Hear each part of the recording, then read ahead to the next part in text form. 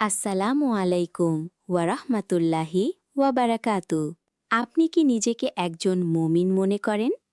আপনি কি সত্যিই আল্লাহর কাছে প্রিয় হতে চান?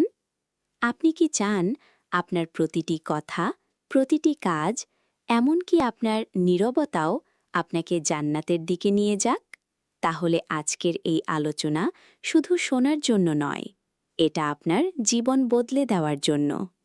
কারণ আজ আমরা এমন একটি বিষয় নিয়ে কথা বলবো যেটা শুধু জ্ঞান নয়, এটা আপনার পরিচয়, আপনার চরিত্র, আপনার শেষ পরিণতি। একজন মুমিন শুধু নামাজ পড়া মানুষ না, শুধু রোজা রাখা মানুষ না, শুধু ইসলামিক কথা বলা মানুষও না, বরং একজন মুমিন হল যার অন্তর, যার মুখ, যার আচরণ সবকিছুই আল্লাহর জন্য পরিবর্তিত হয়ে গেছে। আল্লাহ তাআলা কোরআনে বলেছেন, নিশ্চয়ই সফল হয়েছে মুমিনরা। সূরা আল মুমিনুন আয়াত ১। কিন্তু প্রশ্ন হল, সেই সফল মুমিন কারা? আল্লাহ নিজেই সেই মুমিনদের বৈশিষ্ট্য একে একে বলে দিয়েছেন। যারা নিজেদের নামাজে হুজু, ভয় ও বিনয় অবলম্বন করে। সূরা আল মুমিনুন আয়াত ২। যারা অনর্থক কথাবার্তা থেকে দূরে থাকে। সূরা আল মুমিনুন আয়াত ৩। যারা যাকাত প্রদান করে। সূরা আল মুমিনুন আয়াত ৪। দেখুন, এখানে শুধু ইবাদতের কথা বলা হয়নি, বরং একজন মুমিনের পুরো জীবনধারার কথা বলা হয়েছে। রাসূলুল্লাহ সাল্লাল্লাহু আলাইহি ওয়াসাল্লাম বলেছেন, তোমাদের মধ্যে সবচেয়ে উত্তম সেই ব্যক্তি যার চরিত্র সবচেয়ে উত্তম। সহিহ বুখারী। আজ আমরা মুসলিম, কিন্তু আমাদের আচরণ কি সত্যিই একজন মুমিনের মতো? আমরা কি সত্য কথা বলি? আমরা কি গীবত থেকে বাঁচি? আমরা কি মানুষের সাথে নম্র আচরণ করি? আমরা কি রাগের সময় নিজেকে নিয়ন্ত্রণ করতে পারি?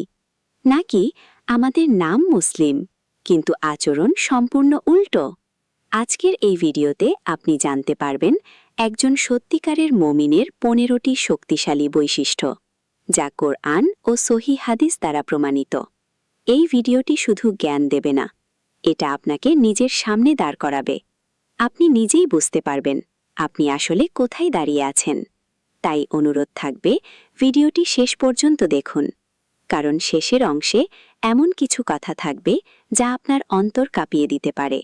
আসুন আমরা নিজের জীবনকে বদলানোর নিয়ত করি। ১. রাগ নিয়ন্ত্রণ করা। রাগ, এটা মানুষের স্বাভাবিক আবেগ, কিন্তু একজন মুমিনের পার্থক্য হল সে রাগের দাস না, বরং নিয়ন্ত্রক।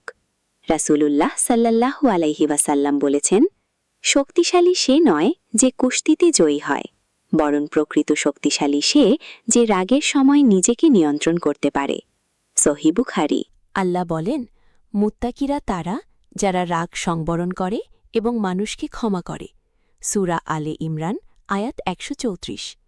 একটু চিন্তা করুন, রাগের সময় আপনি কি করেন? চিৎকার করেন, কষ্টদায়ক কথা বলেন, সম্পর্ক নষ্ট করে ফেলেন। একজন মুমিন রাগের সময় চুপ থাকে, অজু করে, আল্লাহকে স্মরণ করে, কারণ সে জানে একটা ভুল কথা একটা সম্পর্ক চিরদিনের জন্য ভেঙে দিতে পারে। ২. ক্ষমাশীলতা ও দয়া। একজন মুমিন কঠোর হৃদয়ের হয় না, সে দয়ালু, ক্ষমাশীল। আল্লাহ বলেন, তারা যেন ক্ষমা করে এবং উপেক্ষা করে। তোমরা কি পছন্দ করো না যে আল্লাহ তোমাদের ক্ষমা করুন? সূরা আন-নূর আয়াত ২২। রাসূলুল্লাহ সাল্লাল্লাহু আলাইহি ওয়াসাল্লাম বলেছেন, যে দয়া করে না তাকে দয়া করা হবে না। সহিহ বুখারী। আজ আমরা কেমন ছোট কারণে সম্পর্ক ভেঙে ফেলি, কাউকে ক্ষমা করতে চাই না, প্রতিশোধ নেওয়ার চিন্তা করি।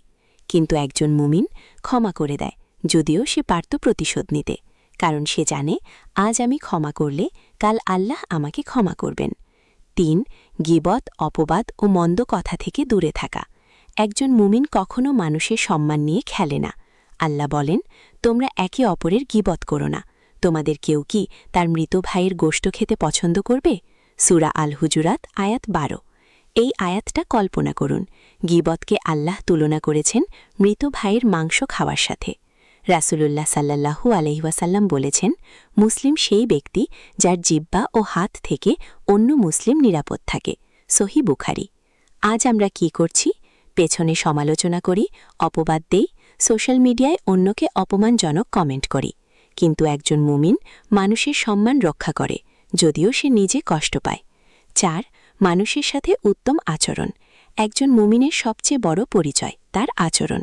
রাসূল সাল্লাল্লাহু আলাইহি ওয়াসাল্লাম বলেছেন, কিয়ামতের দিন আমার নিকট সবচেয়ে প্রিয় এবং সবচেয়ে নিকটবর্তী হবে সে, যার চরিত্র সবচেয়ে সুন্দর। তিরমিজি। আপনি নামাজ পড়েন, ভালো কথা। আপনি রোজা রাখেন, ভালো কথা। কিন্তু আপনার ব্যবহার খারাপ, আপনি মানুষের সাথে রূঢ় আচরণ করেন, তাহলে বুঝতে হবে আপনার ঈমানের মধ্যে সমস্যা আছে। একজন মুমিন যেমন বাবা মায়ের সাথে নম্র আচরণ করবে, তেমন স্ত্রীর সাথে ভালো ব্যবহার করবে। মুমিন সন্তানের সাথে যেমন দয়ালু হবে, তেমন প্রতিবেশীর সাথে সহানুভূতিশীল হতে হবে। 5. দুনিয়ার প্রতি আসক্ত না হওয়া। একজন মুমিন দুনিয়াকে ভালোবাসে না, সে এটাকে ব্যবহার করে আখিরাতের জন্য। আল্লাহ বলেন, এই দুনিয়ার জীবন তো শুধু খেলাধুলা ও বিনোদন। সূরা আল আনকাবুত আয়াত 64। রাসূলুল্লাহ সাল্লাল্লাহু আলাইহি ওয়াসাল্লাম বলেছেন, দুনিয়ায় এমনভাবে থাকো যেন তুমি একজন অপরিচিত বা পথিক। সহিহ বুখারী। আজ আমরা কি করছি? দুনিয়ার জন্য সবকিছু করছি, আখিরাতকে ভুলে যাচ্ছি। নামাজ, দোয়া সব পিছনে ফেলে দিচ্ছি। কিন্তু একজন মুমিন দুনিয়ায় থাকে, কিন্তু তার হৃদয় থাকে আখিরাতে। এখন আবার নিজেকে প্রশ্ন করুন, আপনি কি রাগ নিয়ন্ত্রণ করতে পারেন? আপনি কি মানুষকে ক্ষমা করেন? আপনার জিহ্বা কি নিরাপদ? আপনার ব্যবহার কি সুন্দর? আপনি কি দুনিয়ায় হারিয়ে গেছেন? যদি উত্তর না হয়, তাহলে আপনি এখনও পথেই আছেন, শেষ হয়ে যাননি। এখন আমরা এমন একটি অংশে পৌঁছে গেছি যেটা শুধু আচরণ না, এটা একজন মুমিনের অন্তরের আসল পরিচয়। কারণ বাইরের আচরণ ঠিক করা সহজ, কিন্তু ভেতরের ঈমান ঠিক করা, এটাই আসল সংগ্রাম। 6.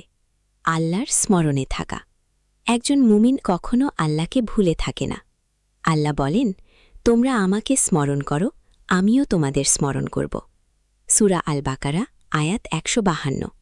একজন মুমিনের জিহ্বা সবসময় ভিজে থাকে, আলহামদুলিল্লাহ, সুবহানাল্লাহ, আস্তাগফিরুল্লাহ, আল্লাহু আকবারে। কিন্তু আমরা সারাদিন দুনিয়ার অনর্থক কথায় ডুবে থাকি, কিন্তু আল্লাহর কথা খুব কম। রাসূলুল্লাহ সাল্লাল্লাহু আলাইহি ওয়াসাল্লাম বলেছেন, যে ব্যক্তি তার রবকে স্মরণ করে এবং যে স্মরণ করে না, তাদের উদাহরণ জীবিত ও মৃতের মতো। সহিহ বুখারী। অর্থাৎ যে আল্লাহকে স্মরণ করে সে জীবিত, আর যে স্মরণ করে না সে মৃত। 7. তাওবা ও আল্লাহর দিকে ফিরে আসা। একজন মুমিন গুনাহ করবে না, এটা বাস্তব না, কিন্তু পার্থক্য হল সে গুনাহ করে থেমে থাকে না, সে তাওবা করে ফিরে আসে। আল্লাহ বলেন, হে ঈমানদারগণ, তোমরা সবাই আল্লাহর কাছে তাওবা করো, যাতে তোমরা সফল হতে পারো। সূরা আন-নূর আয়াত 31। রাসূলুল্লাহ সাল্লাল্লাহু আলাইহি ওয়াসাল্লাম বলেছেন, সব আদম সন্তানই গুনাহ করে, কিন্তু উত্তম তারা যারা তাওবা করে। তিরমিজি। আপনি কতবার গুনাহ করেছেন এটা বড় কথা না, আপনি কতবার ফিরে এসেছেন এটাই আসল কথা। 8. তাকওয়া অর্থাৎ আল্লাহ ভীতি। একজন মুমিনের সবচেয়ে বড় শক্তি তার তাকওয়া। আল্লাহ বলেন, নিশ্চয়ই আল্লাহর কাছে তোমাদের মধ্যে সেই সবচেয়ে সম্মানিত যে সবচেয়ে বেশি তাকওয়াবান। সূরা আল হুজুরাত আয়াত 13। তাকওয়া মানে কি? যখন কেউ দেখছে না তখনও গুনাহ থেকে দূরে থাকা, যখন সুযোগ আছে তবুও হারাম না করা, শুধু মানুষের জন্য না, আল্লাহর জন্য জীবনযাপন। আপনি একা থাকলে কেমন, সেটাই আপনার আসল পরিচয়। উপরের লেখাগুলো পড়ে শোনাও। 9. দোয়ার সাথে সম্পর্ক। একজন মুমিন কখনো হতাশ হয় না, কারণ তার কাছে দোয়া আছে। আল্লাহ বলেন, তোমরা আমাকে ডাকো, আমি সাড়া দেব। সূরা গাফির আয়াত 60। দোয়া শুধু চাওয়া না, এটা আল্লাহর সাথে সম্পর্ক। যখন কষ্টে থাকেন তখন দোয়া করুন, যখন সুখে থাকেন তখন দোয়া করুন, যখন একা থাকেন তখনও দোয়া করুন। কিন্তু আমরা কি করি? সমস্যায় পড়লে মানুষের কাছে যাই, আল্লাহকে ভুলে যাই। একজন মুমিন প্রথমে আল্লাহর দরজায় কড়া নাড়ে। 10. আখিরাতের চিন্তা। একজন মুমিন সবসময় মনে রাখে এই জীবন শেষ না। আল্লাহ বলেন, প্রত্যেক প্রাণী মৃত্যুর স্বাদ গ্রহণ করবে। সূরা আলে ইমরান আয়াত ১৮৫ আপনি যত বড়ই হন, যত ধনী হন, যত সফল ব্যক্তি হন, একদিন আপনাকে মাটির নিচে যেতে হবে। রাসূলুল্লাহ সাল্লাল্লাহু আলাইহি ওয়াসাল্লাম বলেছেন, বুদ্ধিমান সেই ব্যক্তি যে নিজের হিসাব নেয় এবং মৃত্যুর পরের জীবনের জন্য কাজ করে। তিরমিজি। তাই প্রিয় বোনেরা, নিজেকে একবার যাচাই করুন। এখন আপনি পুরো আলোচনা শুনলেন। আপনার নামাজ কেমন? আপনার চরিত্র কেমন? আপনার অন্তর কি আল্লাহর সাথে যুক্ত? আপনি কি গুনাহ থেকে ফিরে আসেন? আপনি কি আখিরাতের জন্য প্রস্তুত? যদি আজই আপনার মৃত্যু হয়ে যায়, আপনি কি প্রস্তুত? এই প্রশ্নটা সহজ না, কিন্তু সত্য। হে আল্লাহ, আমাদেরকে সত্যিকারের মুমিন বানিয়ে দিন।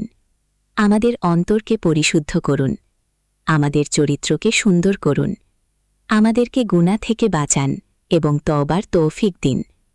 আমাদের জীবনকে আপনার সন্তুষ্টির পথে পরিচালিত করুন এবং আমাদেরকে জান্নাতুল ফিরদৌস দান করুন। আমিন।